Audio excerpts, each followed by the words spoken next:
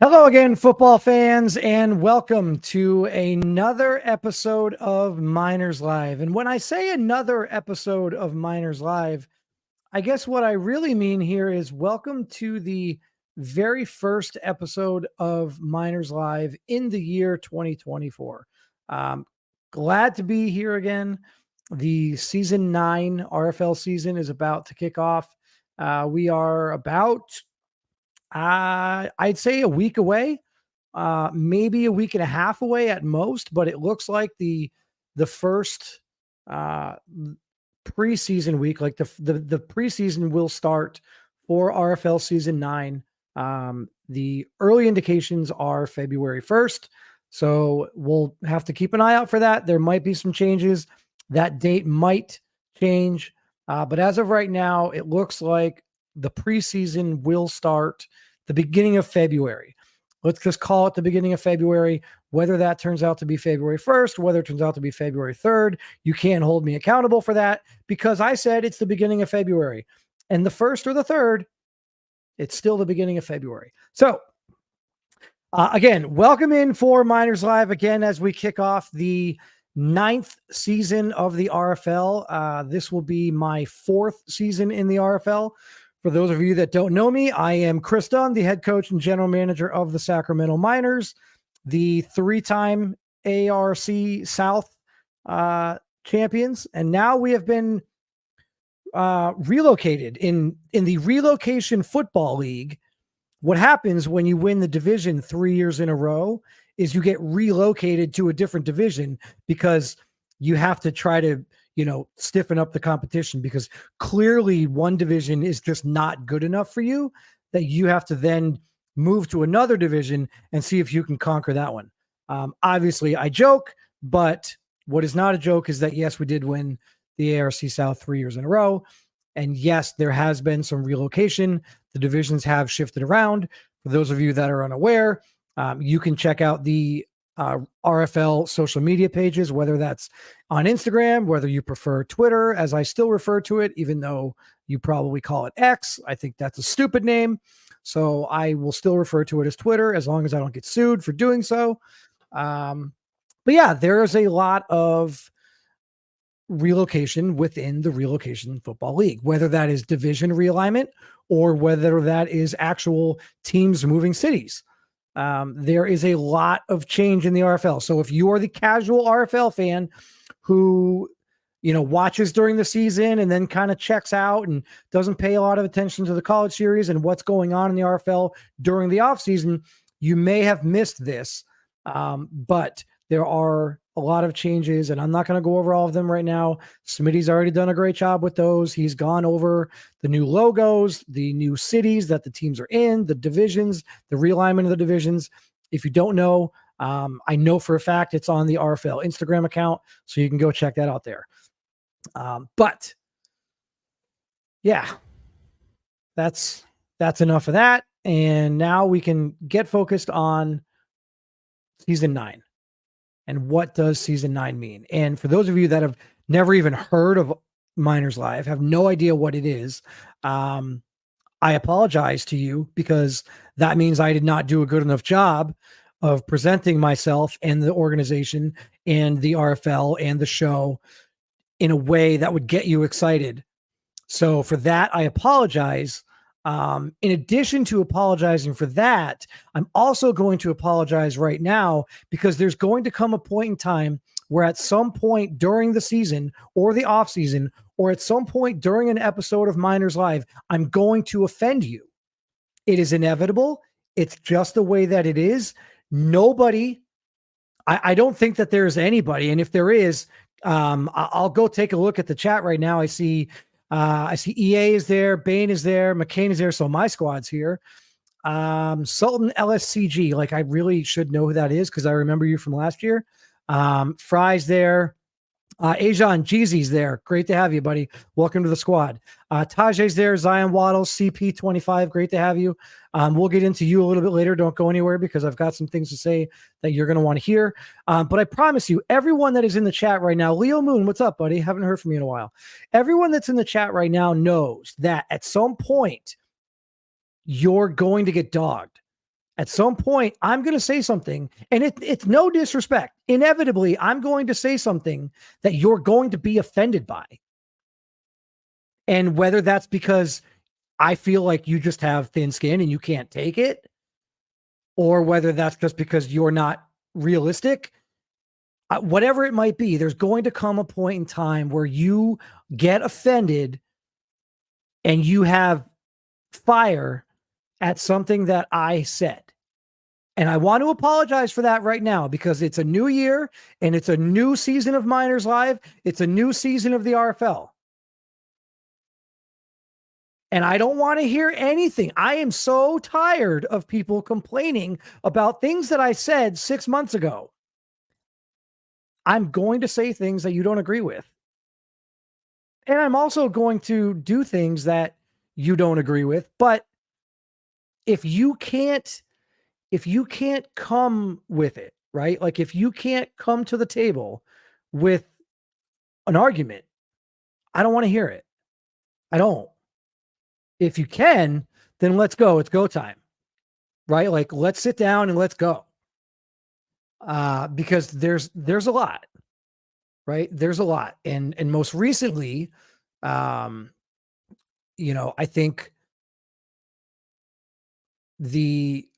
most recently, what we're all, I guess, recency bias, what we're all thinking right now is stuff pertaining to the draft. And so I'll get into the draft. There's been a lot of trades in the RFL. I'll get into some trades. I'll give you guys a little quick rundown of what we've got in store for you today. And I'm going to try to stick with this. I'm going to try to stick to Tuesday nights from 7 to 8. I'd like to be able to do this the day before the RFL podcast. It's also a day after most of any games throughout the season are going to be done. So Tuesday night seems like a good night. I'm going to try to stick to that schedule. Please don't burn the roof down if I, aren't able to stick to it. But go ahead and pencil in on your calendars. Don't Sharpie it, because that's permanent. Just put it in pencil, because you can erase with pencil, right? You guys know how to do that. So pencil it in on your calendar. 7 p.m. on Tuesdays, Miners Live. If you're not already following at Miners Live on Twitter, at Miners Live on Instagram, or obviously the YouTube channel, please go ahead and hit the subscribe button, hit the like button. There are a lot of new people that have joined the RFL this year. So I'm sure many of you are not currently subscribers to Miners Live, to the YouTube channel. So please go ahead and do so. I appreciate it. And yeah, so this is a pretty quick rundown of what we've got in store for tonight. And I think the biggest thing is, I'll just get right into it. The trades that have gone on early on in the season, right? So unless you've been living under a rock, you know that within the last 3 days, we've seen two of the largest trades, and they might be the largest and most significant trades that the RFL has ever seen. And at least in my tenure, and again, I'm entering my 4th year here, I've never seen what we saw in the last 3 or 4 days. I had not seen up to this point. And so I'll go over it real quick if you're not sure of what I'm talking about. But Gino Gannon, formerly of the Columbus Aviators, now of the St. Louis Aviators, formerly of the ARC North, now in the ARC West. Gino Gannon, I'm sorry, not Gino Gannon of the Aviators. Marquise Washington of the Aviators was traded to the formerly Austin Desperados, now the Dallas Desperados. And that trade was made on the heels of Gino Gannon from the Chicago Cougars being traded to the London Black Knights. So you might not know who all those characters are. If you've been following the RFL, you should know who all those characters are. The biggest thing is that Marquise Washington and Gino Gannon were the two biggest quarterbacks to hit the RFL landscape post college series. They were the two biggest names. They were the first two staples. They were the guys that literally carried the torch from the college series into the RFL for the very first time. And they're on different squads. And you have an opinion about it, and I'm going to let you guys have your opinion about it. I'm going to try to keep up with some of the comments in the chat here. So if you have thoughts on these trades, by all means, throw them out there, and I will get them up. And if I see a good one, I'll throw it on air, and we can discuss it. Maybe I agree with it. Maybe I don't agree with it. But to go into more detail on the actual trades themselves. So I've got the Geno Gannon from the Chicago Cougars to the London Black Knights trade right here. So the Cougars get the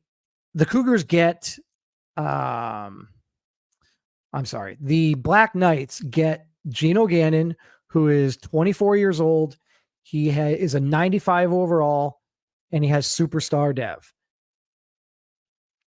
They give up a third-round pick in a previous third-round pick. I'm sorry. They give up Jacob McCall, who's 22 years old, star dev, 82 overall, a first-round pick next year, and a second-round pick in season 11. Okay, so real quick, the London Black Knights get Geno Gannon, and they give up Jacob McCall, a first-round pick in season 10 draft, and a second-round pick in season 11 draft. Okay, now, what you probably heard in all of that was Geno Gannon is 24 years old. He is a superstar dev, and he's a 95 overall. What you don't see in that is that Geno Gannon used to be an X Factor, right? He used to be an X Factor. He's been downgraded. He had I guess, you know what? If I'm going to inevitably offend people on Miners Live, then I guess I might as well start by doing it right now. He had a terrible season. Geno Gannon's season was so bad that in I believe it was week 9 meltdown against the Sacramento Miners, he was benched at halftime. I'm not even joking. We played the Cougars last year, and at halftime, Geno Gannon was benched. I believe for John Baptiste was the backup. I don't know if he's still the backup there. And who knows? Jacob McCall, watch your back. He might be coming for your job if he's still there. But Geno Gannon was benched. And for whatever the case might be, whether it's scheme, whether it's coaching, whether it's moves, whatever it might be, Geno Gannon was benched. His season was that bad. It was so bad that at the age of 23, he was an X Factor. And at the age of 24, he's downgraded to superstar. So there's a lot of different ways that you can look at what this trade might look like moving forward. But one thing that I do want to get out there right now is because I haven't really given you my thoughts on the trade. And I have sat back and I've watched and I've heard people and what they think the big deal is with the trade. What their opinion is of the trade. John Baptiste, yeah, he's still there. Thanks, Hodge. So the backup that replaced Geno Gannon in games throughout the season, because Gannon's year was so bad, is still on the roster. Now, I don't envision a scenario where Jacob McCall is going to get benched for John Baptiste. However, none of us envisioned a scenario where Geno Gannon was going to get benched either, and he did. So, are the Cougars in a little bit of turmoil? Are they in a little bit of trouble? Whatever the adjective might be, whatever you want to refer to them as being in a state of, possibly, right? Like they just traded away a 24-year-old, 95 overall quarterback. And you could make the argument that they didn't get enough in return. I understand, right? Like I'm I understand if you are the person who doesn't think that the Cougars got enough in return. And as a matter of fact, I'm genuinely curious if you don't think that the Cougars got enough in return, give me a thumbs down in the chat right now. If in your opinion, the Cougars did not get enough in the deal, put a thumbs down in the chat, because I'm curious. And obviously, if you think that they did get enough, then put thumbs up. And I'm curious to see what everyone else might think on this, because it's a big deal.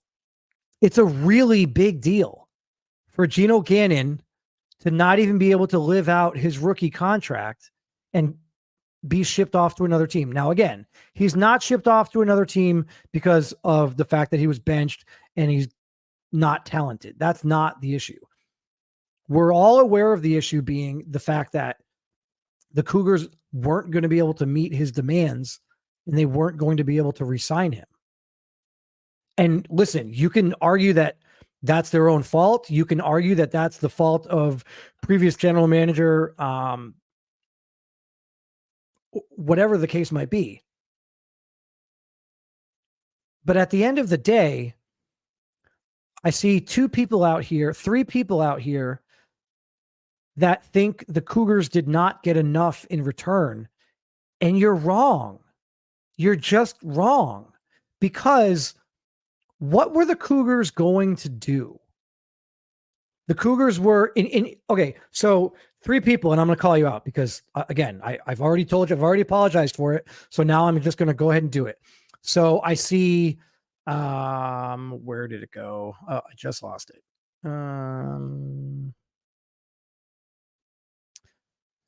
I saw Malvies Gaming. Who is that? Where did that go? Oh, right here.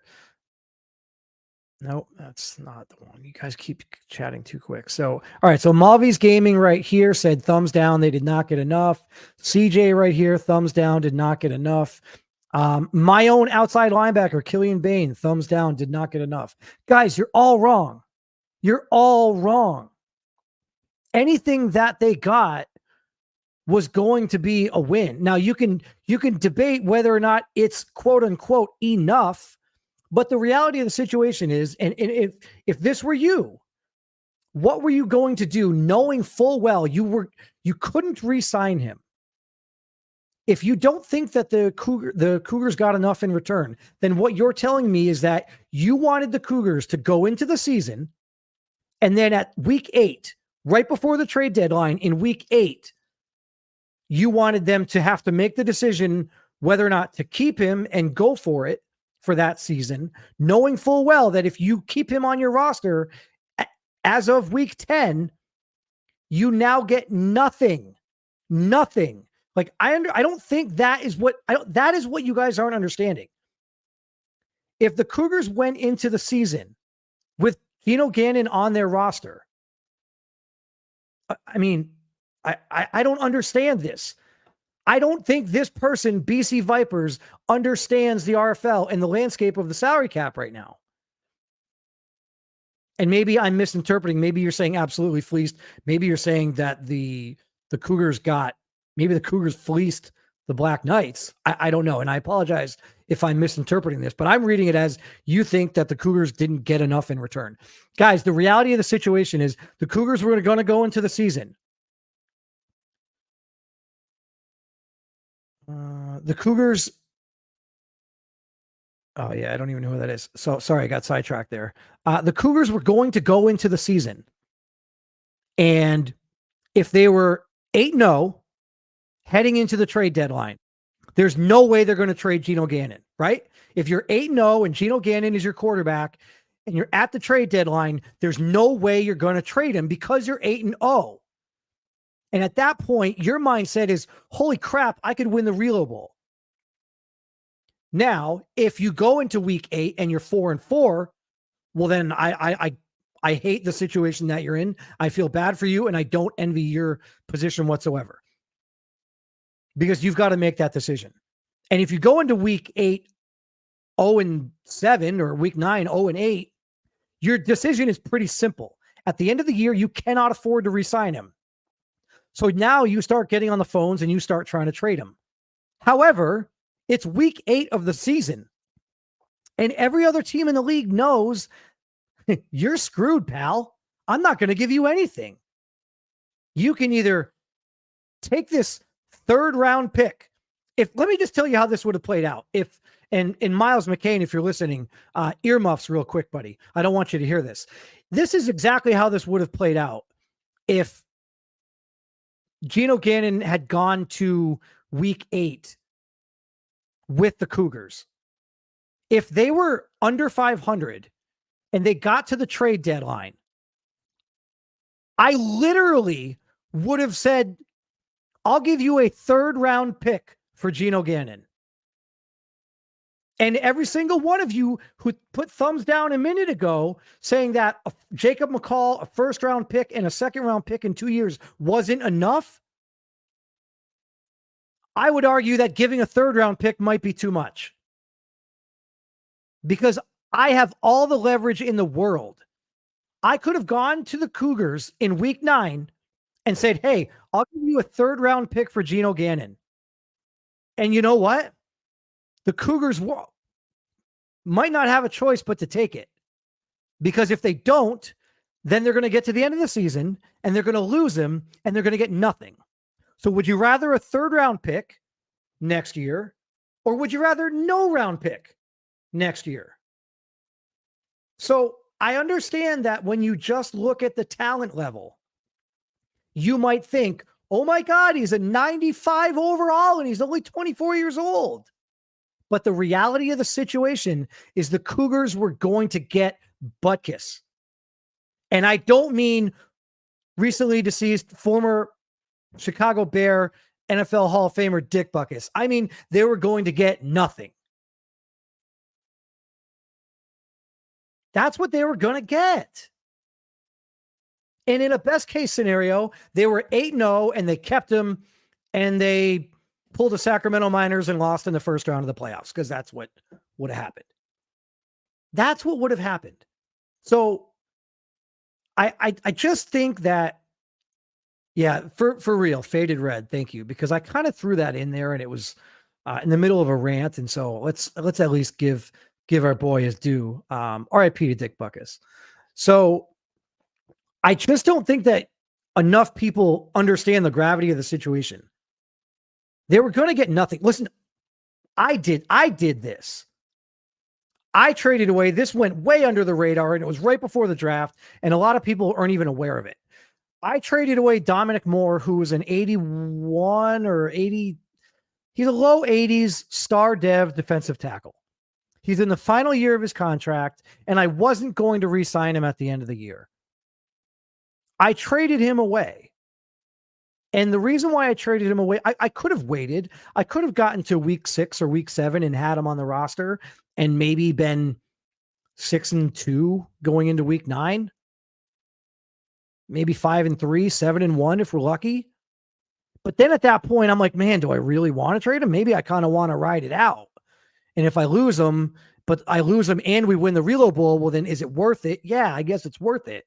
Right? If you told me I'm going to win the Reload Bowl, if I hang on to Dominic Moore, well, then I'm not going to trade him. But that's not a guarantee, right? So I'm able to trade Dominic Moore now. And by trading Dominic Moore now, I'm getting a little bit more value for him than I would get for him at week 8 or at the trading deadline. And that's just the way that professional football works, guys. So like, I understand if you're just looking at the numbers, you can say, oh my God, I can't believe the Cougars didn't get more for Geno Gannon. The reality is the Black Knights are like, well, we'll take him and we'll give you this. There isn't a lot of teams in the league that could afford him. And there probably wasn't high demand for him anyway. So like, I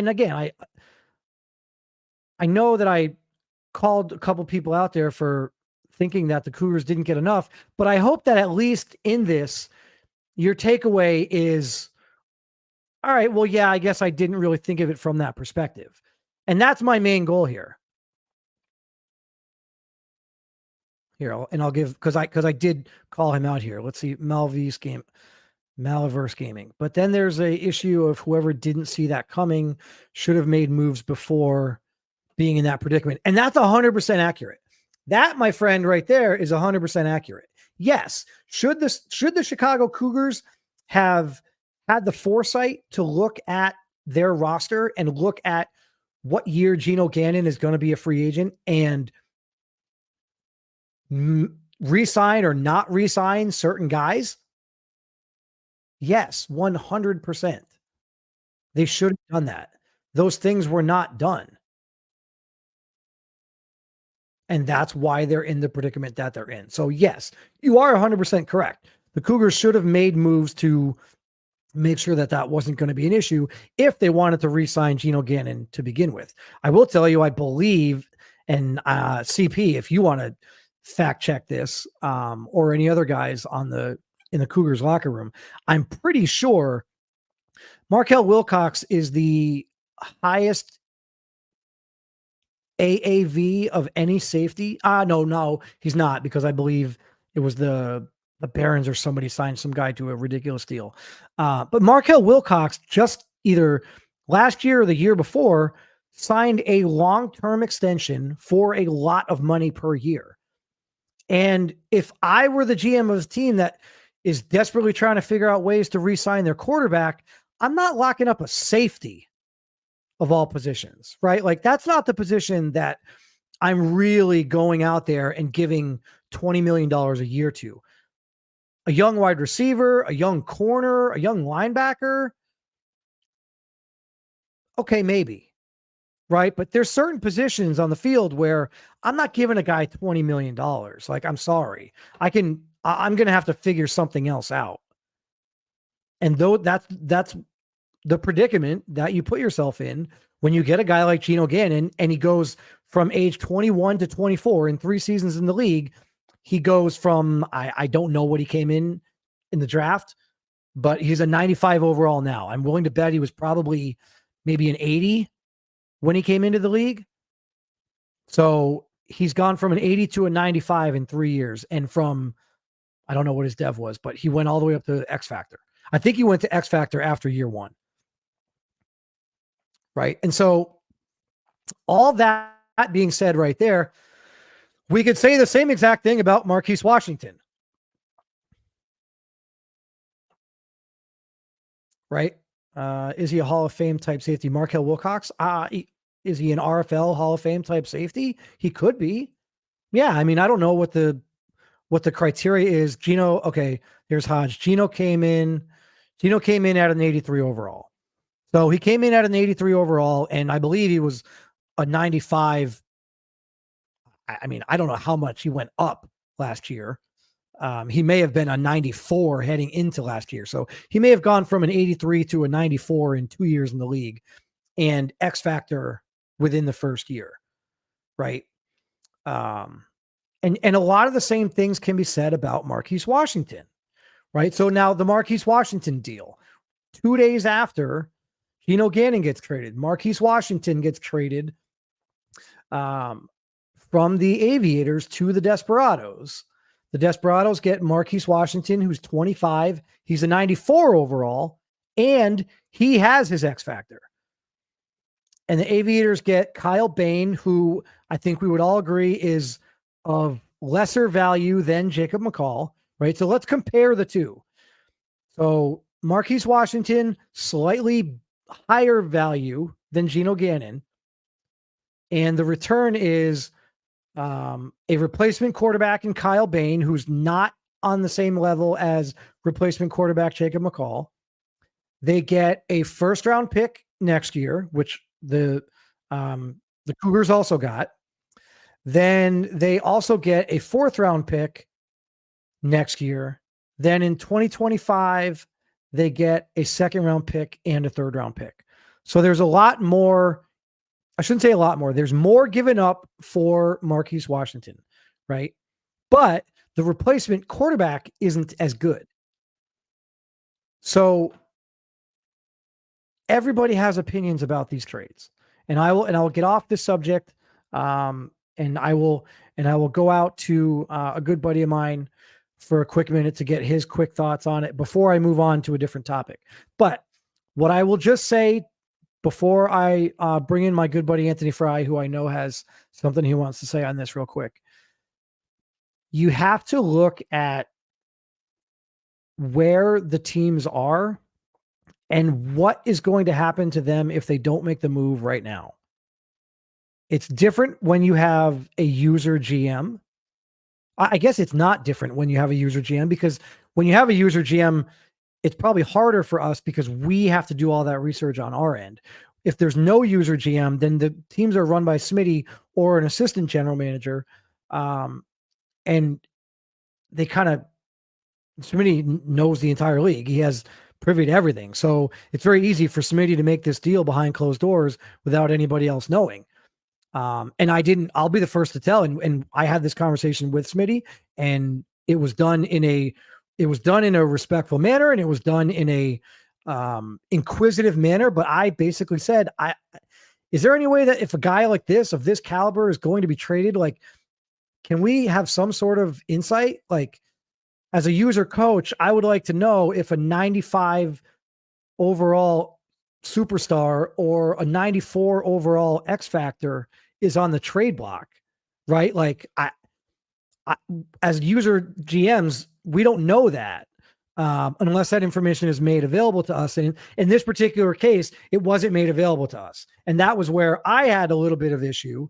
But to Smitty's credit, I reached out and I said, hey, this kind of looks a little bit backdoor. Can we have a heads up on this kind of stuff? And the reality is Smitty had already done all the research. There's no one really in the league that could have afforded him. Right. So I wasn't going to, I was just kind of looking out for the future of the league and the other user coaches in the league.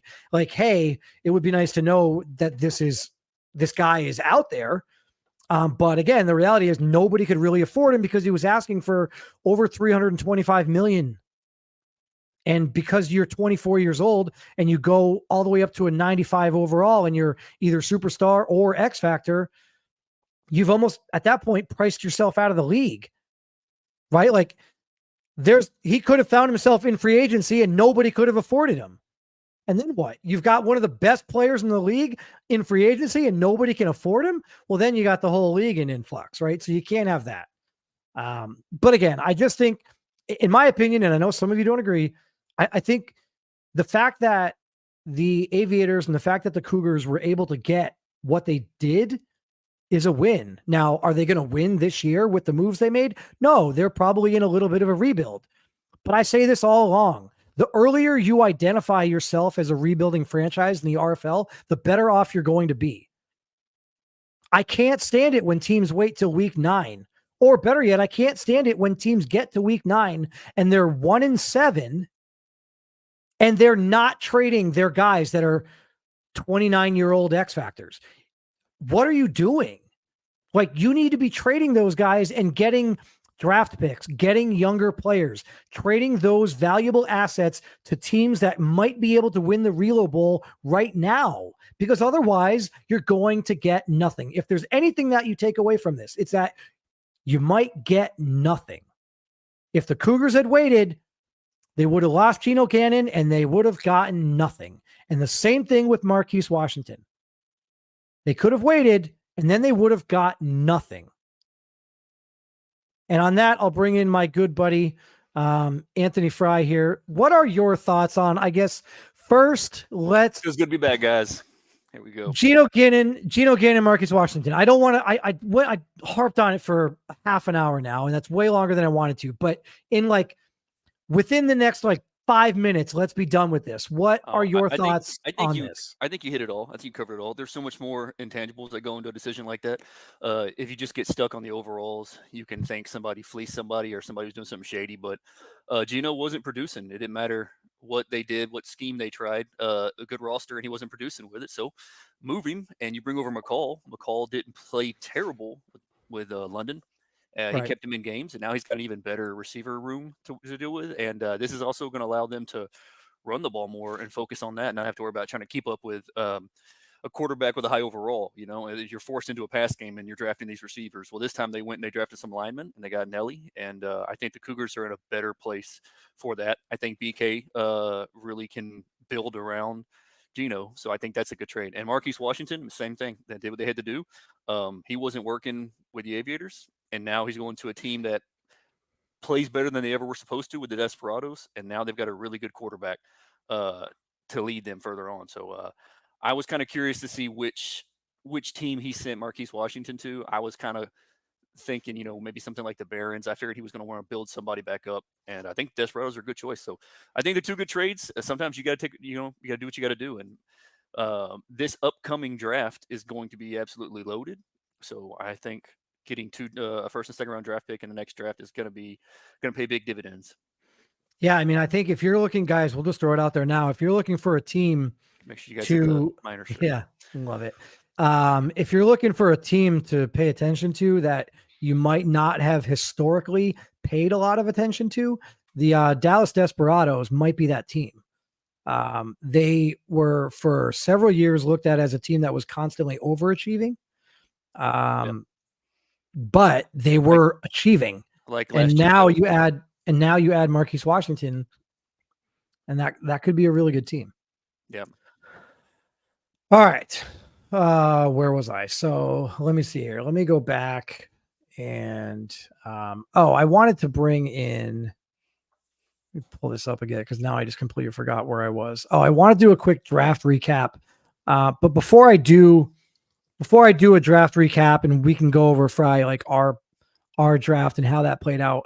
Absolutely. What I'd like to do beforehand, because a lot of you are, like I said at the beginning of the show, a lot of you are new to the RFL and don't really know how everything works. And one thing that's a little bit new this year is that a lot of guys that are on generically owned teams have the ability to apply to be an assistant GM, right? And part of the role of an assistant general manager is you get to learn what it's like to run a team yourself and be a part of some of those conversations when it comes to free agency, when it comes to the draft, when it comes to blockbuster trades like the ones we've seen in the last week, whatever it might be.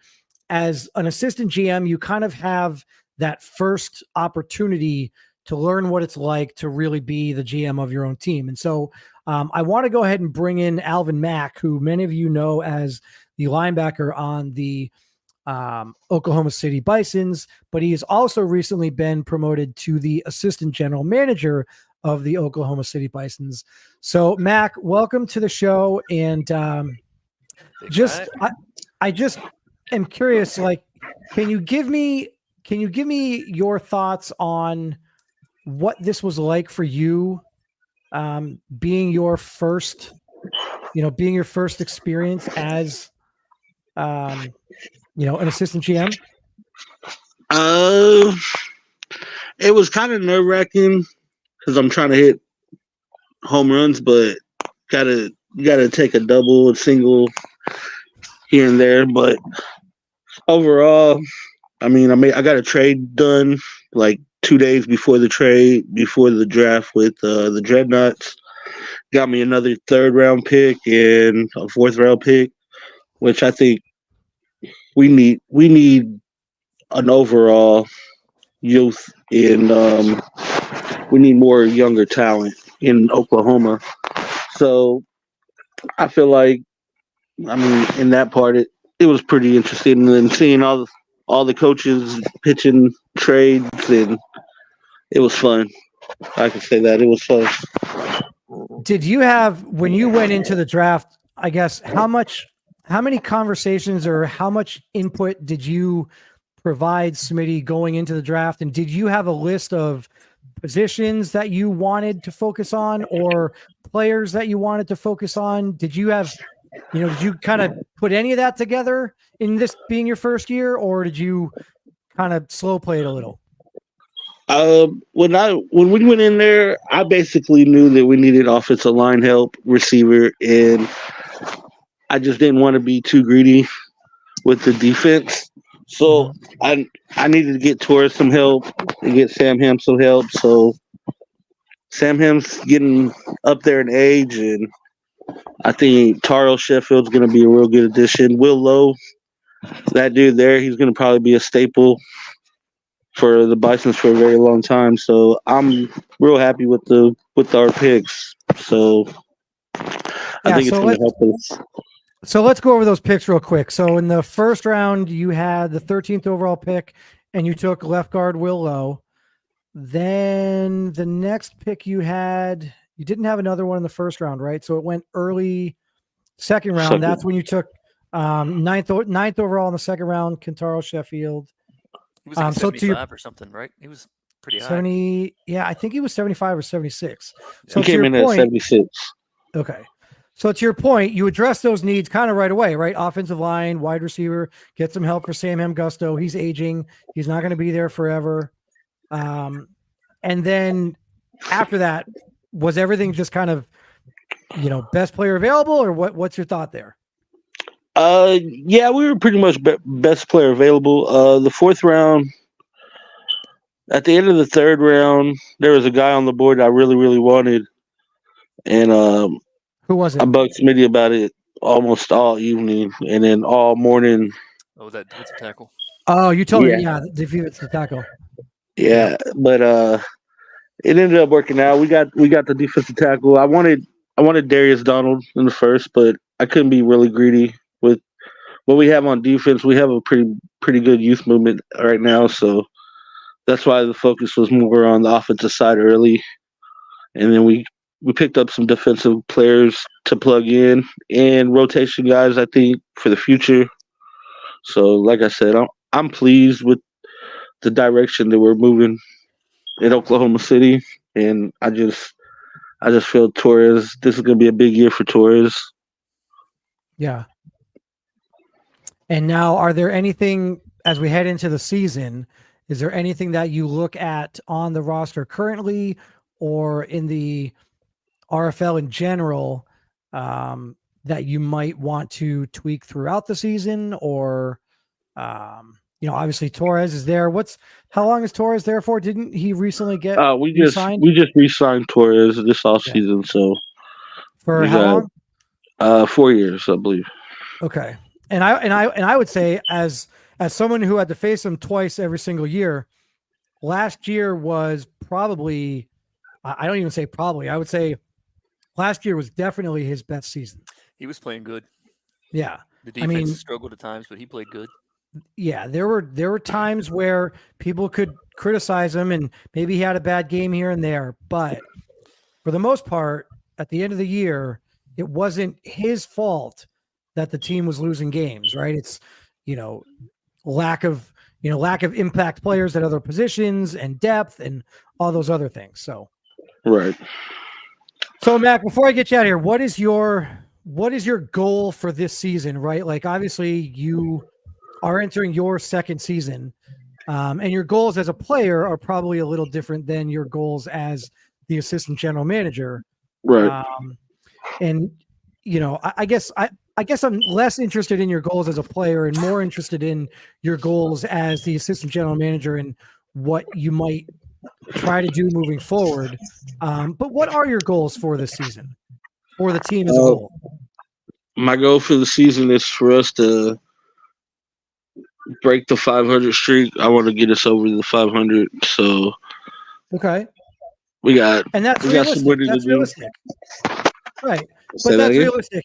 I said that's realistic. You're not coming on here saying, "Oh, I want to win the Relo Bowl," or "I want to go, 17-0," right? Like, so I appreciate the fact that at least you have, realistic expectations of, where the team is or where the team could be a year from now. Now, maybe 3 years from now, yeah, right, sure, let's win a Relo Bowl. But right now, maybe less so. Yeah, so I feel.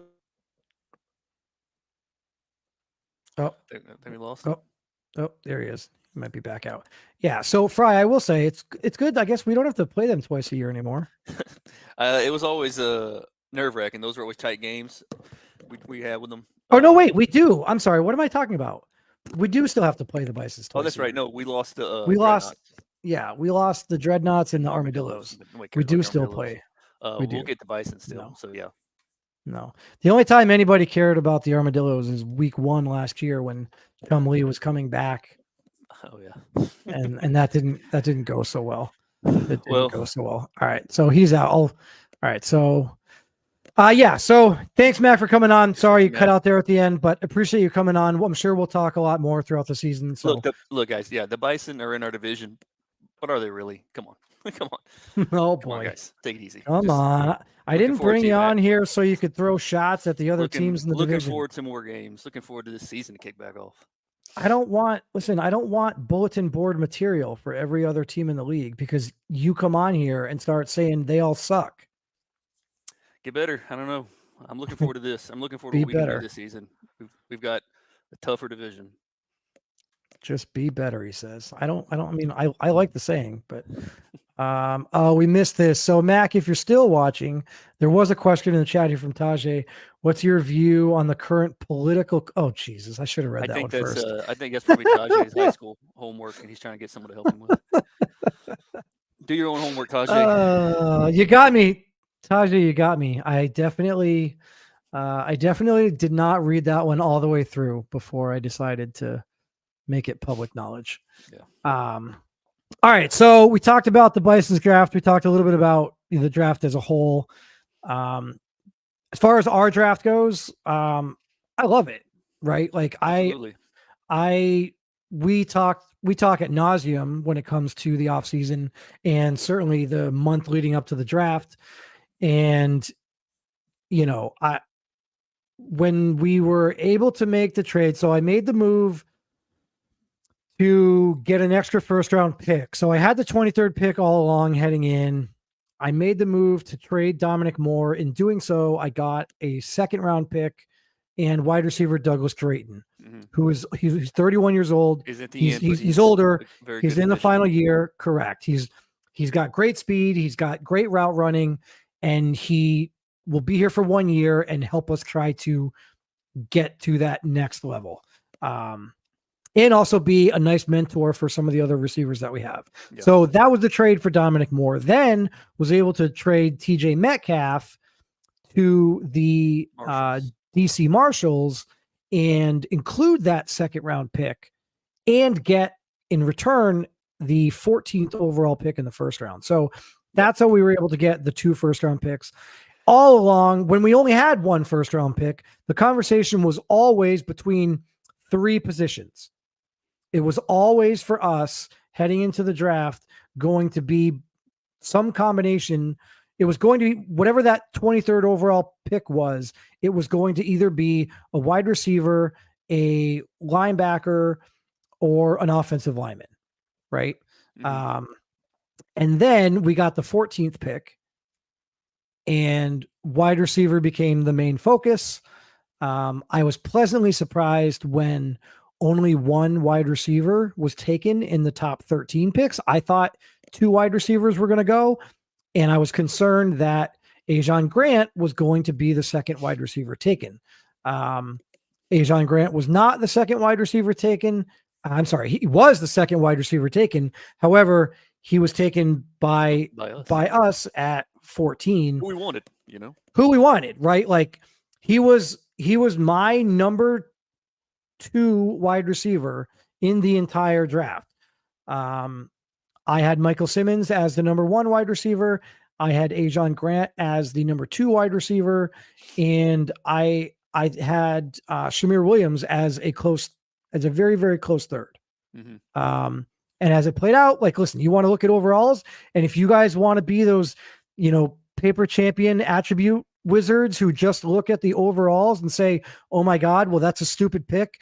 You took a 73 overall when there was a 75 overall still available. Why would you do such a stupid thing? Lest you forget, we don't know the entire overalls of the league. Only one person does, and he's drafting for 20 other teams. So yeah, he's obviously going to get those better overalls later in the He's gonna hit rounds more than and we later are. in the draft. Yeah. So like anyone who criticizes a draft pick because Smitty made a draft pick later and the guy was a higher overall, anyone who criticizes that draft pick, in my opinion, is just stupid, right? Like, be better. Like, I guess to be less critical, you just need to be better and you need to look at it the way that it is and know, one, we don't know what these overalls are. And two, they are 100% subjective. They are all based on. I got a lot of opinions on the draft and on a lot of what was going on around us at that time. But you go ahead before I climb up on the soapbox. Oh boy, let's keep it PG. I won't say any curse words. I mean, you guys out there, I totally understood there was a little kickback, anticipation, but but wait, before you go ahead. Hold on, before you get there, because I think there was less frustration with that pick, right? I listen, if you want to come on here and you want to say that we definitely took more heat for our second pick. Correct. So if you want to come on here and you want to criticize me for taking Ajon Grant 14th overall, go ahead, but you're going to lose that argument because I think he's the second best wide receiver, and I don't even think that it's largely debatable, but fine. The one that we took more heat from, which is where I think you were probably headed with this, is taking running back. Now, again, I just said a minute ago, the three position groups that we were looking at were wide receiver, O-line, and linebacker. But just like is always going to be the case in a draft that is happening in real time, you have to make adjustments in real time.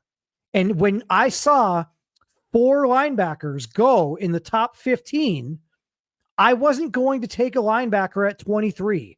I'm not going to take the 5th best linebacker at 23.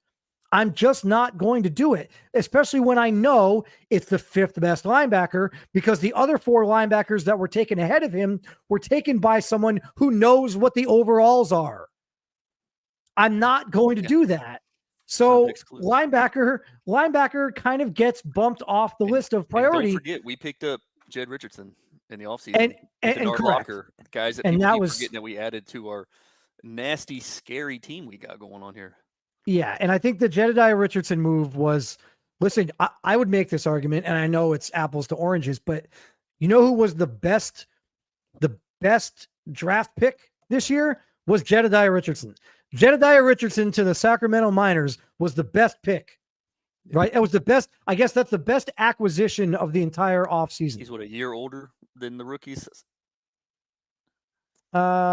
Yeah, I think a year. Now, I guess you could argue that Marquise Washington to the Desperados or Geno Gannon to the Black Knights are a better addition for those squads. Fine, I get it. But that just literally happened within the last 3 days. So, but yeah, so I know, Fry, you want to go on this. Like, the second pick in the first round was 23 overall, and the rationale here was twofold. One, the linebackers that were being taken off the board were all the linebackers that we would have wanted. I had 4 linebackers that I would have considered in with that 23rd pick, and all 4 of them were gone.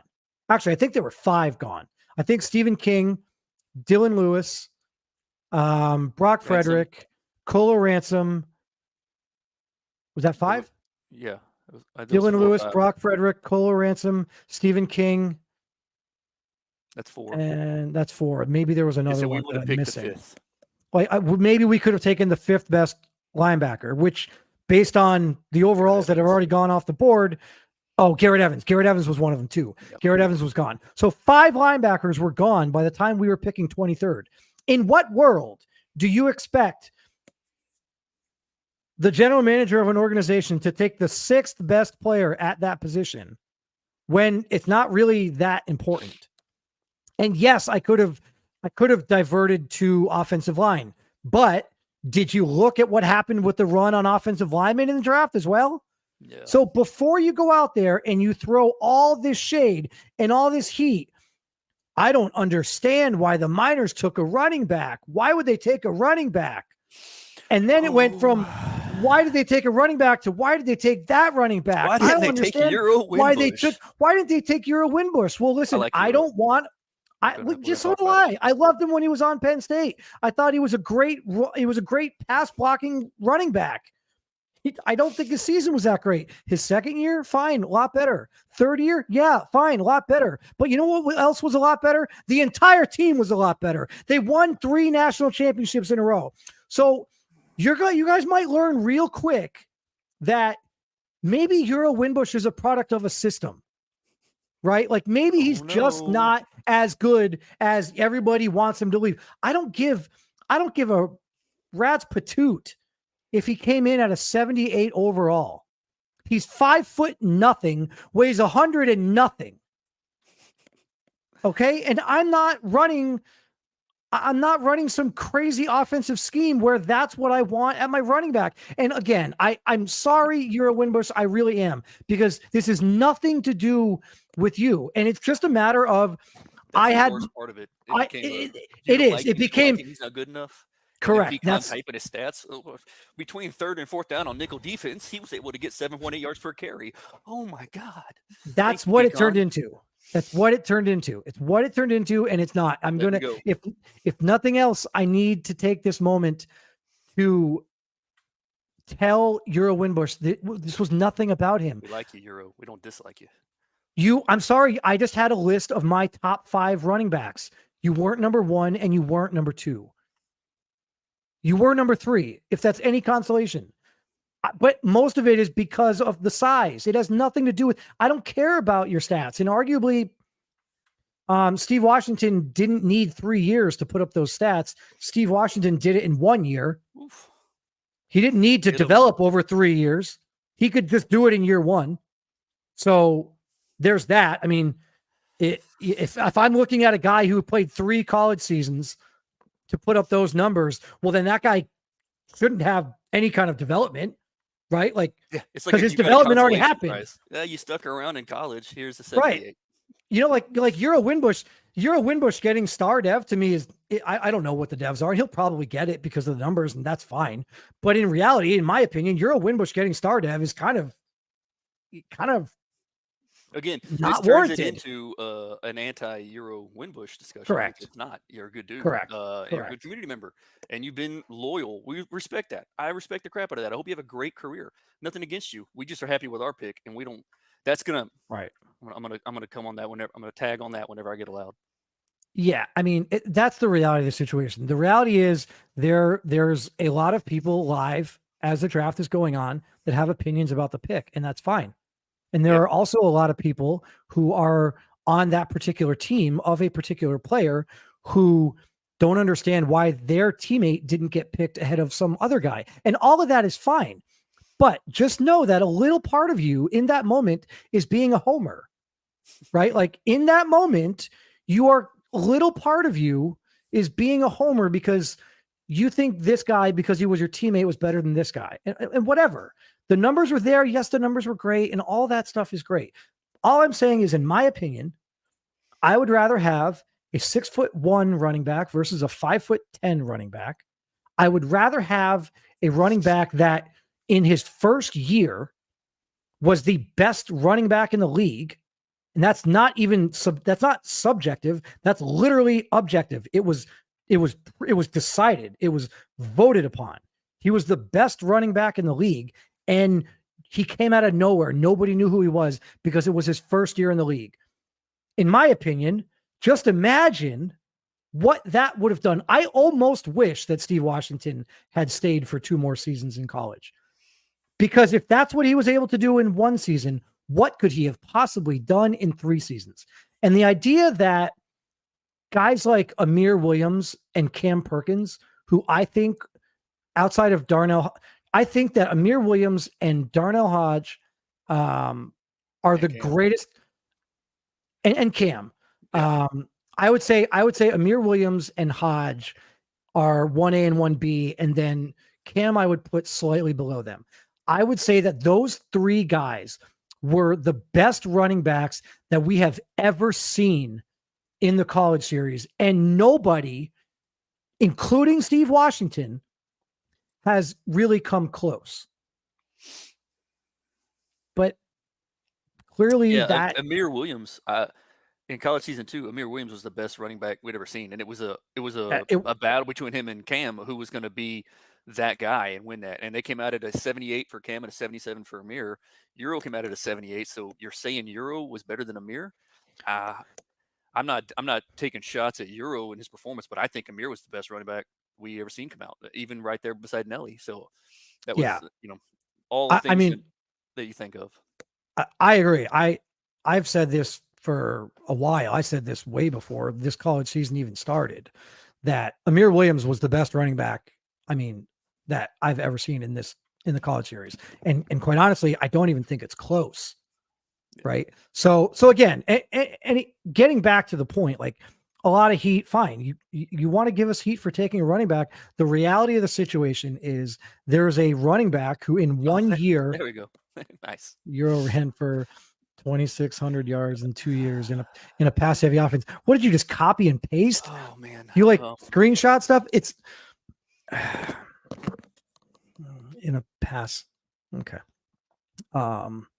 So I can't. Okay. I'm just going to go back to our team. So when linebackers are the sixth best linebacker is what's available, and offensive linemen, it's the sixth best or fifth best offensive lineman that's And available. there was only one user.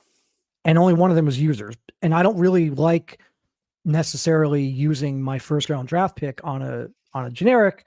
I can Patreon a generic. Yes, I can. And I have, and I will, but I don't love doing that because that only benefits me for 1 year.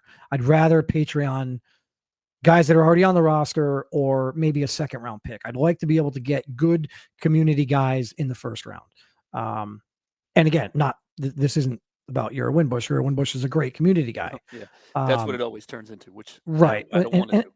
And again, neither do I, but I get it. Like, yeah, we're just gonna sit here and tell you why and in hindsight, right. we're not sitting here going, man, I wish I'd picked this guy instead. No, we like to do what we got. We went out and got right. what we wanted. We've proven that we have a method of what we're doing. We proved it last year, and we'll do it again. I think the most interesting part about it is that the people that were critical, rather than just sit there and listen and accept the fact that someone has a different view of someone than you do, rather than sit there and just listen, are still getting defensive and at this point it's like not even on the defensive. It's like straight up coming on the attack. Like, guys, it's like past comical at this point. Yeah. Like, it just let it go. Right? Like, let it go. But it's fine. It is what it is. And then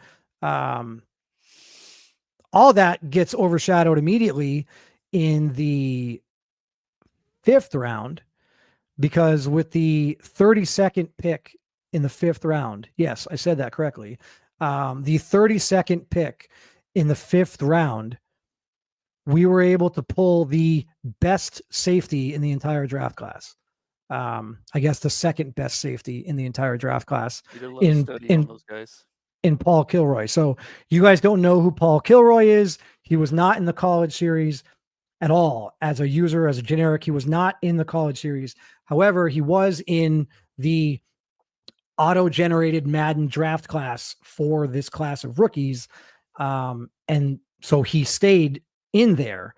And only user coaches and obviously Smitty had privy to this file, but he was a 74 overall safety taken with the last pick in the 5th round. And I will go back to the last pick, or second to last pick of the 1st round, or early 2nd round, when Cam Johnson went, who was, I guess we'll all agree, the number 1 safety coming out of the draft, came out as, I think, a 75 overall. So more than anything, I'm not jumping up and down over the Ajon Grant pick or the Steve Washington pick. I'm jumping up and down over the Paul Kilroy pick and being able to get that kind of value with the last pick in the 5th round. Yeah. I want to go back to the beginning and talk about a little bit of all of it. and I'll be quick because we don't need to go here. But I feel like last year we proved very easily that we had a complete method and reasoning for drafting who we were drafting. We caught flack with we had 3 first round picks last year, just as the Dreadnoughts had this year. We took EA in the beginning, and there was a question of why didn't they take Tank Dominics.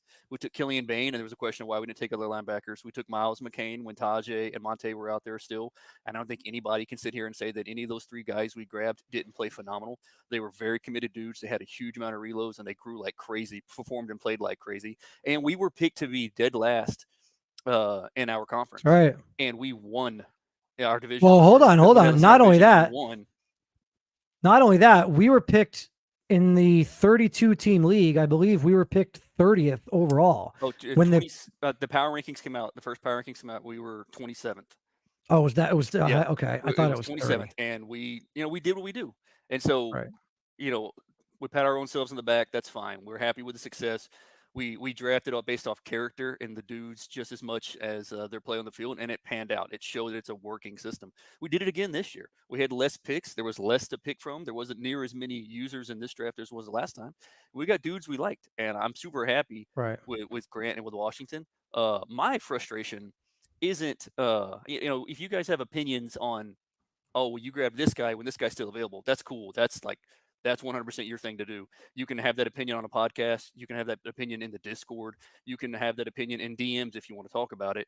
But I was extremely irritated that a guy just got his name called, and instead of getting to live up to that hype and be excited at that moment, we had to hear about all the guys we should have picked instead of him. I thought it was no class whatsoever, and it pissed me off to no end. And so I just feel like going forward in the future with these drafts, let's give these guys their moments before you want to step in and try to sound smart and clever, because all you do is sound terrible. All right. So I'll step away at that point. I think you bring up a good point. I think that is something that often gets overlooked, especially in this league, given the way that the league is structured, and there are so many users, there are so many community members, and they are passionate and they are committed and they want to have an opinion. And, listen, to a certain extent, it's very easy to have an opinion, on a keyboard, right? Like it's very, very easy to be critical on a keyboard. And I think that's a good point. I think, regardless of who it is, like I will say, cause it was our team. Fine. It would have been nice if a bunch of guys were like congratulating Ajon Grant and congratulating Steve Washington on being picked and drafted. Right. Come on, first round draft picks. Exciting. You guys remember being called on draft night? You remember what that felt like? Remember that excitement? And then you get your name called, and all people talk about is how dumb of an idea you were, how big of a miss you were, how they should have gone somewhere else. Trashy. That's what that is.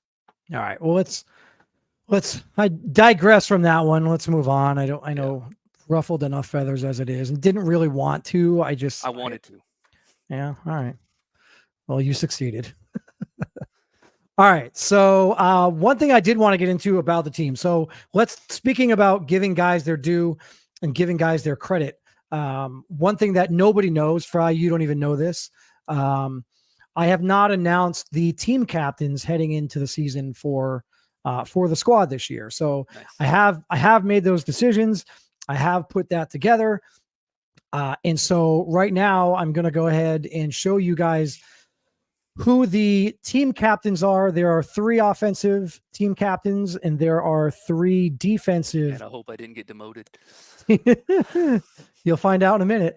And there are 3 defensive team captains for the Sacramento Miners this year. So without any further ado, here's a look at your team captains for the Sacramento Miners this year. We'll start on the defensive side of the ball. That way we'll give Fry his last due here.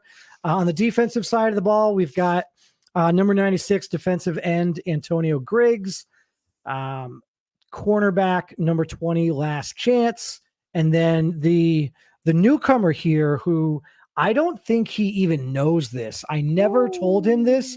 So if he didn't know. He just commented. He didn't even know. He just commented in the chat right there. This is his first time as a captain. He was a rookie last year. So rather than crap on my decision to make him a captain when I could have made Anton Burley a captain, why don't you just congratulate Bane Yeah, on congratulations, Bane. making the captain, earning the captainship in his second year on the team. So congratulations, Bane. Well deserved. And yeah, it is a big deal. And then on the offensive side of the ball, returning captains, wide receiver Buck Ulbrich, returning captain, our good buddy here tonight, Anthony Fry. Oh, it's me.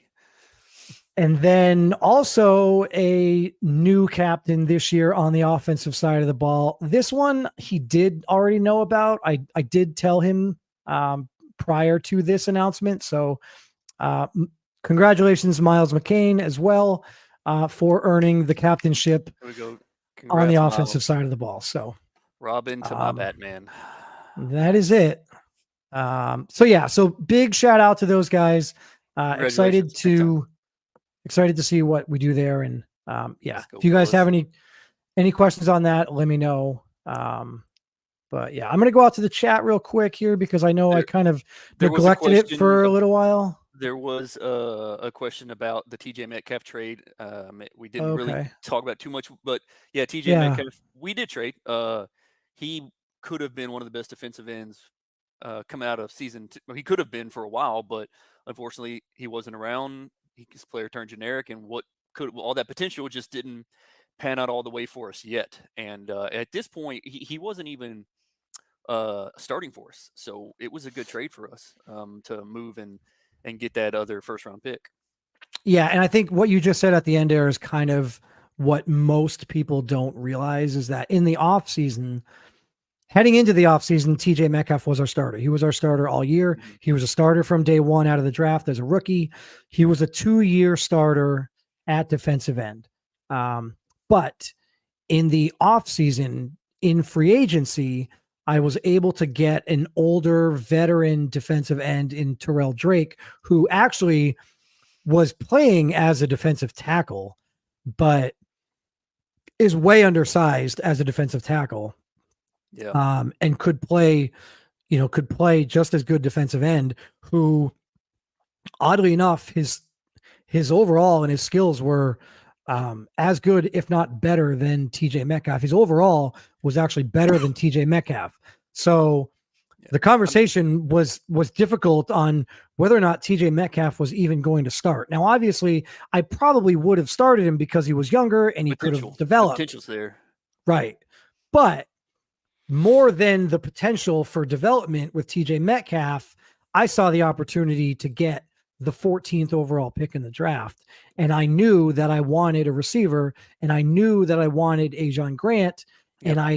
And in hindsight, maybe I guess Ajon Grant would have been there at 23 overall, but I didn't think he was going to be there at 23 overall. And I wasn't willing to take that chance. So that was the thought process and the decision behind trading TJ Metcalf. He was great. He's still young. He's probably going to do great things. They could definitely turn him around. If someone comes along that can Patreon him, who knows? He definitely has what you would look for in a young defensive end. They just maybe a different scheme. He just didn't pan out for us like we would have wanted. Right. That's fine. That happens sometimes. Right. And listen, I would say, what? We got a question? I know. I was going to say we still got Benji Santana, who has been playing good behind him. So that's right. Right. And, having him, also having Xavier Beckford from a couple years ago, like there's other younger guys that I could develop if I wanted to. If I so chose to Patreon, I could Patreon either one of those guys. And by midseason or by the end of the year, they could be just as good, if not better than TJ Metcalf was anyway. So, it was kind of, for me, it worked out great. And I bet you if you were to ask the DC Wizards, they would say the same. Not the Wizards, the Marshals now. I apologize.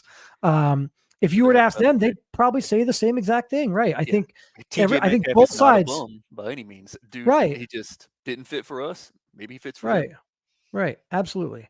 And again, looking at the draft capital that we have next year, we have a first-round pick and we have 3 second-round picks next year. So if I wanted to address defensive end for some reason, I could just do it next year. Yeah. So I'm excited for Metcalf. I think he'll do great things for the Marshals. Same goes for Dominic Moore and the Tigers. I think now that the Tigers have that, that roadblock in the middle there, I think that could kind of shore up what they're trying to do on defense. So that could be good for them as well. So, all right, one more time, going to go quick out to the chat, see if I see anything here. McCain, our new offensive coordinator, he wants to make sure we give that a Oh, shout. that's right. That's right. You know what? I am sorry. Yes, in addition to being named offensive captain, Miles McCain has also been, and I apologize, Miles, I do not have a graphic for you on this. Miles McCain has been promoted to offensive coordinator. So He's been doing work too, man. He's been working behind the scenes. He's been getting after playbooks and schemes, really putting in a lot of effort. You guys, yeah, there it is. So Miles McCain, we will we'll give you your due, and just keep putting in that work because the season's almost here. So Yep. Yeah, Leo Moon. So here's Leo Moon right here, right? Like quarterback of the DC Marshals, right? Like we definitely appreciate the trade. Marshals. I know. I've had to do a lot of studying the last week. Yeah. And even during the draft, I was constantly referring to them as the old cities or in the old divisions, whatever it was. So all right. Running out of time here. We'll get out of here pretty quickly. Anything else on your mind before I go to one last bit? I'm excited. I'm happy with what we got so far. I'm waiting. I'm eager to see when week one's going to be, when the preseason is going to. Hopefully, we find out tomorrow on the RFL podcast. Maybe we'll find a starting date. I want to throw a couple things out there because I know last year I introduced a segment, and I kind of like it, and I think it went over pretty well. And if you remember from last year, the name of that segment is Love It or Shove It. So what I like to do here in this Love It or Shove It segment is I'm going to make a statement. It's not necessarily what I think is going to happen. It's not necessarily, my personal opinion or what I believe is going to come to fruition. I am just going to make a statement, and this is my, this is kind of like my opportunity to give you guys a voice in what your opinions are, right? Like I am constantly curious to see what other people's opinions are and what other people think of certain things. And again, I can't preface this enough. These are not necessarily things that I believe. They're just almost like hot takes that you can either love or you can shove. So by a simple emoji in the chat, if you love it, give it a heart. If you shove it, give it a boxing glove, or give it a fist, or give it a thumbs down if you want. Hearts, love it. Thumbs down, shove it. Right? My first one, Fry. I will start with you, and then I'll go out to the chat. All right. The London Black Knights will make the playoffs with Geno Gannon as their quarterback this year. Love it or shove it? Shove it. Yeah, he's gonna have to prove himself. He hasn't proved himself in the last couple of seasons. I think he's have to prove himself with what's out there. He's got some weapons, but it's still kind of a weak defense. You say shove it. Miles McCain in the chat says shove it. Killian Bain. Oh, Rodney Goins says love it. Daniel Silverio, shove it. Who did I miss? Oh, shove it should be the high. Yeah, that's fine. Any one of them. If you love it, put a heart. If you shove it, put a thumbs down, put a high five, put a boxing glove. Just type the word shove it. I don't really care what you do. Tajay, shove it, won't allow it. So it's interesting, right? Like the idea of a quarterback switching teams on a team that has been perennially poor, right? Yeah. But maybe, right? Like, now notice the question was not, are they going to win the division? Because they're still in the same division as the London Bulldogs. And I think the London Bulldogs are clearly the favorite to win the ARC East. But is it out of the realm of possibility for the Black Knights to finish second in that division? Now, the Orlando Sentinels are in that division, and the Dublin Celtic Tigers are in that division. I don't know that either one of those two teams are threatening the Bulldogs. So I don't think why DK couldn't can threaten CT. Who knows? CT's getting older. We've said that before. We'll see what Right. happens. But this may be the year that it kind of catches up on them. I don't know. It would take. I don't know. I don't see CT slacking. All right. So that was Love It or Shove It 1. And I apologize, guys. Normally I have these set up with I have these set up at the bottom so we can get a little bit more interactive with them. But so Love It or Shove It, the London Black Knights with Geno Gannon as their quarterback will make the playoffs. I think we got kind of a split decision here. Maybe I would say the majority of people said shove it. And absolutely, if you want to use a plunger as the shove it, by all means, you can use the poop emoji as the shove it. I don't care. Do what you will. Love It or Shove It number 2. I'm actually kind of making this one up on the fly, but I want to do, it's kind of like an outlook on certain teams. So Love It or Shove It number 2, the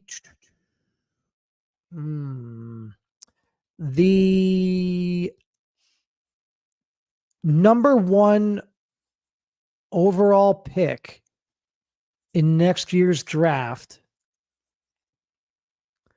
will come from the NRC East. So you're saying the worst team will be in the East?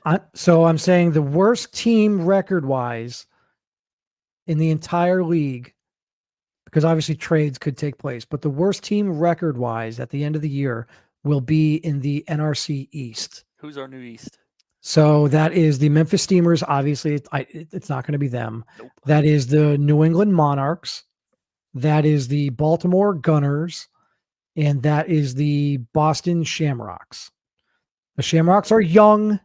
They're very young. They've arguably won the draft the last 2 years based on the guys that they were able to acquire, but still young. And then the New England Monarchs. So basically, we're hedging on the idea that either the Boston Shamrocks, New England Monarchs, or the Baltimore Gunners could be the worst record overall in the league. I don't think so. I mean, the Gunners still play well with Jabri, even though he's on his way out. We know he's probably not got another year there. The Monarchs are a good team. They're probably going to float around a 500 record. And then the Shamrocks may fall below, but they're such a strong offense, and they've been drafting heavy defense. The Shamrocks, I think, are going to be the last in that division, but I don't think they're first overall pick. I think we could see, and it's hard to judge. They were low picks this last time. It's possible. Yeah, I think. And the Steamers window are going to be lights out, so that's not even a part of it. I don't know. I still think the Sentinels have a big mountain to climb. I think they're going to have. I'm not saying that they're going to be the worst team, but thinking of who could be the worst team, I don't think it's anyone out of that group. You know what I just realized too? I just did it. I knew this was going to happen, and I just realized it when I saw someone say something in the chat. I'm looking at the old divisions, not the new divisions. Yeah. Yeah. Anyway, I don't believe that either. I would shove that. I think, quite honestly, if I were looking at teams that I thought were in the driver's seat, right? Like right now, who has the pole position for the number 1 overall pick? I would say you're looking at somebody like, that's true. The St. Louis. I would say you're looking at something like the St. Louis Aviators, right? Like, yeah. They were not a playoff team last year, and they had Marquise Washington. We're going to see and now they get rid of him. And I mean, I'm pretty sure Kyle Bain, didn't he lead the league in interceptions last year? I mean, I don't I know. think that the Aviators could be This a is team. Smitty brings up a good point that I've forgotten about, but this is the first time we're not going to have NFL wins, and that's Right, absolutely going to change the dynamic of the right, league. So the teams that were bad are going to be way worse. We're going to really see a lot, and so right. We're I not don't going to know. see It's going to records. change. Right, like last year, the worst team in the league, the team that got the number one pick in the draft was like 5-12 or 6-11. Yeah, Now, if you're the worst pick in the draft, you're probably like 2-15, right? yeah, Because you're yeah. And not what do we getting see? 4 automatic wins or last year, I think you got 5 automatic wins, right? Like you're not going to get that. And to the opposite end of that, right? The teams that make the playoffs, their records, you're going to see a little bit more. A team might win the division at 9-8, right? Because they're not getting those automatic wins that got them from 9 wins to 13 wins or 8 wins to 13 wins. Like it's going to be a lot harder for those Yeah. of you that aren't aware of that. That is something that deserves a lot of attention. In the past, because there was 2 separate files, we would automatically get 4 wins every single season. I think last year it was actually 5 wins. We got automatically 5 wins because there were 5 weeks during the season where our schedule lined up and we were going against an NFL team because they were on the opposite conference. And because it was separate files, the opposite conference was actual NFL teams. And so whenever that happened in the schedule, we got an automatic win. And now we're all in one file. None of that is going to happen. Also, no XP though. So And we got no XP. So the other thing to think about is that now there are going to be players that earn a little bit more XP, and it's not a lot, right? But it adds up, right? There's going to be there's going to be some players that develop a little bit more this year than they did last year, simply because they have more weeks of actual XP that they can earn. 17 weeks of actual XP that they can earn rather than last year having 12, right? So imagine if you got 2 or 3 XP upgrades and you only had 12 weeks to do it. Well, now if you have 17 weeks to do it, now you might be talking about 4, definitely 4, maybe even 5 upgrades, depending on the situation. So you can certainly develop pretty quick. I don't know, actually, Rohan. Since Rohan brings up a good question, and Smitty is right here, I will pose the question here, because Smitty will be doing the RFL podcast tomorrow. Rohan here asked the questions: when is the schedule releasing? Smitty, are you going to go over the entire season schedule on the podcast tomorrow, or are you going over the schedule at all, or are we saving that for next week? I know we're only about a week and a half away. So. Great question, Rohan. We'll wait and see what Smitty has to say there. And then we'll get out of here on that. Any last second questions, thoughts in the chats? I will scroll up here, see if I missed anything. Oh, here's a good point. This is a big one too. So one thing that you're definitely going to notice, I believe, and Smitty has even confirmed this, there's going to be more injuries this year. Now, the good thing is that progressive fatigue has been taken off. Oh, okay. So it's already on. Oh, it must have been in one of the middle of the podcast. I didn't see it. So there's your answer, Rohan. Real quick. The schedule is actually already up. It must have been one of the podcasts either 2 weeks ago or 3 weeks ago. Well. Yeah, I so much draft stuff going on. I missed it entirely. So back to the injury thing. There are going to be a lot more injuries this year. Progressive fatigue has been taken off. So, if you go 4 weeks in a row, your fatigue isn't going to go down and further down every week, to a point where you're playing in week 5 and you're never on the field because you're so fatigued and your stamina is, in the low to mid 80s and your guy's just never out there. But the injuries in practice will still be on and the injuries in game are going to, in my opinion, and I believe also in Smitty's opinion, they're going to see a significant uptick. I think we're going to see a lot more injuries during practice. I think we're going to see a lot more guys out for that 1 week, right? Like practice injuries sustained during practice or 1 week.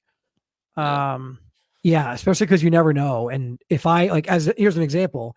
If I wait until, if we have a Thursday night game and I wait until Tuesday or Wednesday to do the training and everything, and then I find, I don't even know until that's done. I could very easily find out on Wednesday that, Anthony Fry is not going to be playing on Thursday. And now he's all excited. And I've got to tell him, hey, man, you got hurt during practice and you're not going to play. Like my first season. Like twice in your first season. That wasn't fun. No.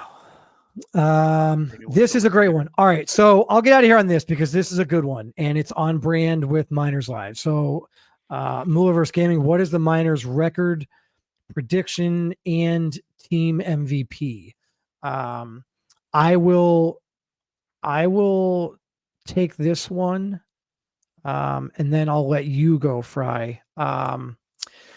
Team record, 17 actual games.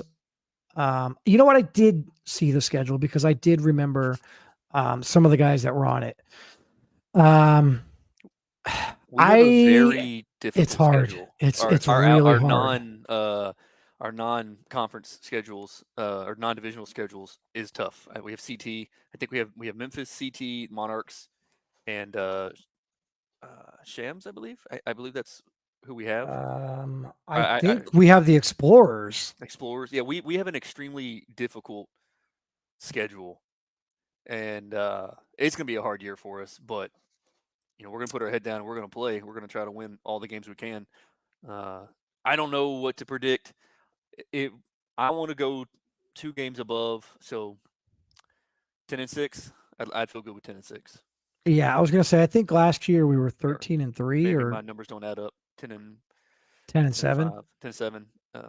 I think last year we were 13-3, but again, 5 of those wins I think were automatic. So it's hard because I don't think we're going to go 13-4, not with this schedule. We got the Red Dragons twice, and they whooped on us last year. I'm very much ready for that. To run that back. We beat the Bisons twice, and we have the Aviators who just lost their quarterback. So, could we beat the Bisons twice? Yeah. Worst case, we split with the Bisons. Do I think we could sweep the Aviators? Yeah. So that's 3 wins in division, and then at worst, could we split with the Dragons? Yeah. So that's 4-2 in the division. So, if we went 4-2 in the division, it's that non-conference outer division schedule that's going to get us. And we could make the playoffs with an ugly looking schedule, but as long as we do handle it in our division, we'll be all right. Yeah. I'll go and say 17 game schedule. I will say 11-6. Mm-hmm. I would say 10-7 or 11-6. I think 11-6 is probably aggressive. Just because of how hard the schedule is. Yeah. So I would say we've got a very good defense. It's been a little slept on some, and maybe that's not the right term to use, slept on. I mean, people know we have a good defense, but we often don't get brought up in those conversations. But I think our defense is going to keep us in a lot of games. Yeah, I think Oliveros or Whiteside are going to be our defensive MVP. That will be my guess. And then for offensive, I'd probably say Miles as a quarterback. It leans their way. Plus, he's played well, and he's going to continue to grow and continue to play well. Yeah, and I think one thing that hasn't really been talked about, and I haven't really talked much about it, and most guys have no idea because the season hasn't started yet, but we had a lot of guys dev up in the last year. So Miles McCain earned star dev at quarterback. Killian Bain earned star dev at linebacker. We had Last Chance earn superstar dev at corner. We had Griffin Whiteside earn X Factor at safety. And I think Oliveros earned superstar. So we had a lot of guys dev 1 up last year alone. So I think, to your point, the defense is solid, and all those guys that I just named are under contract for at least the next 3 years. So Last Chance, Whiteside and Oliveros were in the top 100 for the RFL. I believe Yep. DePape was honorable mention, just outside. So that's our entire secondary. And then Yeah. Burley and Griggs were in there as well. So we've got some studs on defense, and we Yeah, added I think Bain and Richardson. We got some good guys. Don't forget we got Culpepper still, who played phenomenal as our sub linebacker. I'll give Rohan a little quick his prediction here: 11-6, worst case 8-9, ceiling of 13-4. So basically, looking at this, I think he's spot on. I think the absolute best case scenario, I don't even know if 13-4 is realistic, quite honestly. Like, there's a lot. It's going to be really hard to go 13-4. I would be surprised if any team went 13-4. I think it's that competitive right now. And that's a credit to all of you guys, right? Like, the community has gotten so large that it's really hard for teams to go 13-4. We're not going to see 17-0 like the Explorers did. Well, keep in mind, 5 of those wins were automatic. So really that was 12-0. So I don't know if we're going to get to 13-4. I might say best case is 12-5. 12-5 I'd be happy with. We're going to, if we go 12-5, we're winning the division. 100%. So that'll be just another division title there. And I think worst case, I could envision a scenario where we went 8-9. Quite honestly, I could probably envision a scenario where we went 7-10. Now, I don't want to. I don't want that. Be one way or the other. Right. And again, if we end up, I preach this all the time, and I started the show talking about it, but I mean, I think Bain mentioned it. He was looking at the schedule, the first quarter of the season, right? Like the first 5 games of the year, the first 4 games of the year is pretty tough for us. And if we get to week 8 and for some crazy reason we are 2-6 after week 8, you can guarantee that there might be some shakeup in the Miners locker room. I don't take well to 2-6 records. Put me in a quarterback. Sorry, Miles. So I don't know. We might be playing for the draft if we're talking about a 2-6 record at the end of week 8. So I hope that's not the case. Fry, obviously, I know. I think we're going to be good. You hope that's not the case. I'm here for it. Yeah. All right. Well, my number one thing that I want to do this season is I want to get through with as few injuries as possible. 100%. However, I know that they're going to come, and I think that we have put ourselves in a position where we have some depth. I think the acquisition of Steve Washington is a huge get because that gives us depth behind Locker and also Torres. A change of pace behind Locker. Yep. And then the receiver additions, obviously the draft pick of Ajon Grant, plus the trade acquisition of Douglas Drayton, add that to Buck Ulbrich, Pavo Frederick, and Connor Jameson. I think the receiving room has depth. So I think there's great stuff there. Who else? There's one more weapon. Who are we forgetting? I don't know. I think we got them all. I thought we got them all. I thought we got them the all. top 100. Get out of here with that. Boys, get ready. Boys, get ready. All right, Fry. Well, as always, I appreciate having you on with me tonight. And guys, if you didn't get a chance, go on and hit the subscribe button. Subscribe to Miners Live. I'll try to do this. I know it says Wednesdays at 7 p.m. right there. I'm going to move that and try to do these on Tuesdays at 7 p.m. So be sure to hit subscribe, turn your notifications on, and every time I schedule a show, you'll get notified of that. So for my good buddy and team captain on the offensive side of the ball, tight end Anthony Fry, I am your host, head coach, and general manager Chris Dunn of the Sacramento Miners. Thank you again, everybody, for tuning in, and we will see you next week. Don't forget the RFL podcast tomorrow night should be around 8 o'clock, 8:30. But be sure to check Discord for any updates on that. Until next time, thanks again, everybody. Have a good night.